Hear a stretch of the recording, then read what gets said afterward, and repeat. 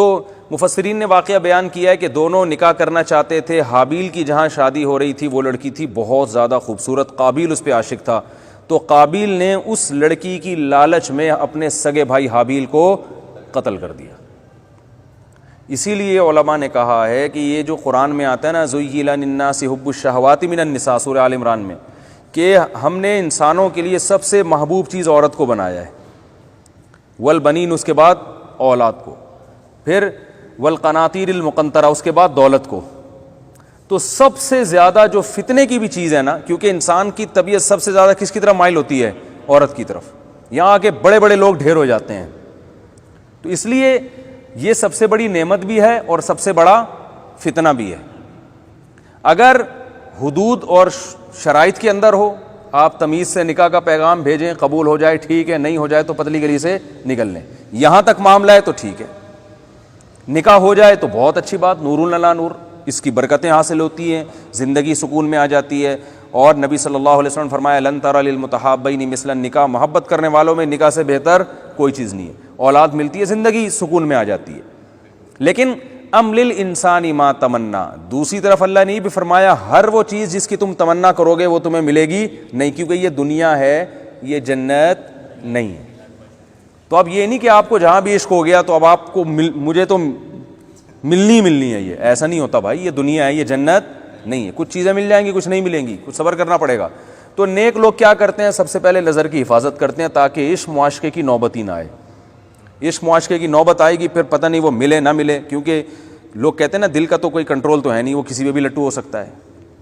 آپ کی دکان پکوڑوں کی ہے, لٹو ہو گیا ایسی لڑکی پہ جس کے ابا کی کاروبار کروڑوں کا, تو آپ لٹو ہو, وہ تھوڑی لٹو ہوں گے آپ کے اوپر ٹھیک ہے نا, وہ تھوڑی لٹو ہوں گے, ان کو آپ پسند نہیں آ رہے.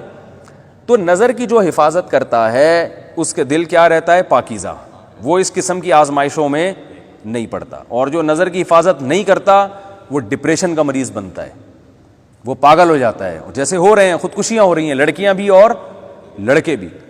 تو عورت بہت بڑا فتنہ ہے. نبی صلی اللہ علیہ وسلم فرمایا, صحیح بخاری کی حدیث ہے, ما ترکت بعدی فتنة اضر علی الرجال من النساء, میں نے اپنے بعد مردوں کے لیے عورت سے بڑا کوئی فتنہ نہیں چھوڑا ہے. یہاں کے بڑے بڑے لوگ پھسل جاتے ہیں. تو عافیت میں وہی رہتا ہے جو ریزرو رہ کے زندگی گزارے.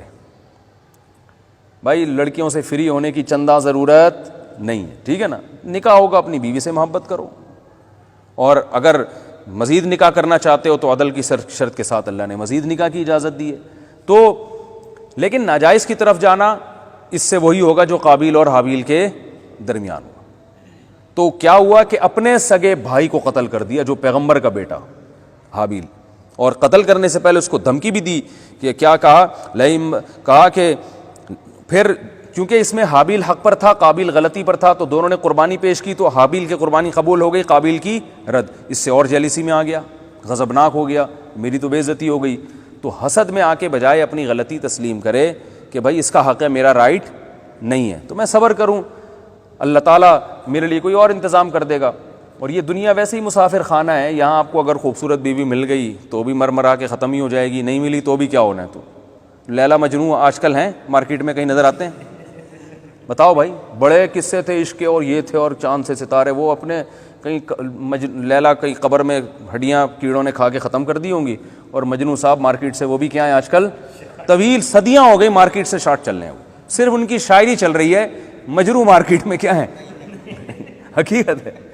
وہ اپنی قبر میں بڈھی ہو کے مرا کے ختم, اور یہ اپنی قبر میں بڈھے ہو کے, ان کی شادی ہوئی ہو یا نہیں ہوئی ہو, نہیں ہوئی ہوتی تو بھی انجام ہوتا, ہو چکی ہوتی تو بھی انجام ہوتا.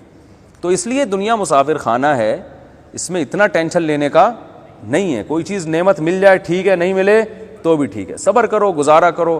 بڑے بڑے لوگ ہم نے دیکھے ہیں, ان کو ان کے مطلب کی بیویاں نہیں ملی, لیکن انہوں نے کہا یار بس جو شادی ہو گئی, وہ گزارا چلاؤ یار, یہ آخرت ہے اصل, تو ہورے مل جائیں گی, کوشش کرے اچھی سے اچھی ملے, نہیں ملے نہیں ملے تو کیا ہے, جو ملے بس وہی ٹھیک ہے, صحیح ہے نا. اس پہ گزارا. ہمارے حضرت فرمایا کرتے تھے جو اللہ نے بیوی دلا دی, سمجھو کہ اللہ کے علم میں میرے لیے اس سے زیادہ بہتر کوئی تھی نہیں, اس سے زیادہ خوبصورت, اس سے زیادہ بااخلاق, چاہے وہ کیسی ہو, لیکن بولے وہ دوسروں کے لیے, میرے لیے یہ والی سب سے اللہ کے علم میں بہتر تھی. تو پھر اللہ اس کو بہتر بنا بھی دے گا, کیونکہ حدیث میں آتا ہے جو اللہ سے جیسا گمان رکھتا ہے اللہ اس کے ساتھ ویسا معاملہ رکھتے ہیں. اگر آپ یہ گمان رکھو کہ میری قسمت پھوٹی تھی جو مجھے یہ ملی تھی ٹھیک ہے نا, تو پھر اس کا مطلب یہی ہے کہ پھر واقعی آپ کی قسمت کیا تھی, پھوٹی ہوئی تھی.